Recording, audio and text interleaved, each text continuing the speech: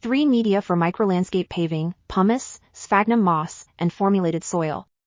Very general materials.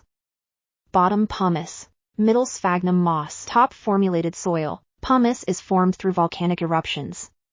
It has a rough surface, fine pores and light weight. It is to store water and provide ventilation. Sphagnum moss. Usually dried type. Then soak it. Chilean sphagnum moss is generally used because it has no impurities and good foaming properties. It is also often used as a planting substrate for orchids and carnivorous plants. Its function is to isolate the soil in the middle layer, retain water, and breathable. Formulated soil has many variants, proportioned according to the characteristics of moss growth. The main ingredient is generally red jade soil. The function is to plant, retain water, and breathable. Bottom layer pumice. Depending on the size of the tank, the thickness of the tank should be only 1 to 2 centimeters. Also, the moss should be 1 centimeter or less. Be careful not to expose pumice, because its function is to isolate the soil and stratify it.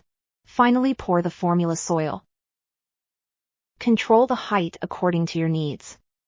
Do you understand the 3-layer mechanism of microlandscape? After laying these 3 layers, you can create a microlandscape of your choice.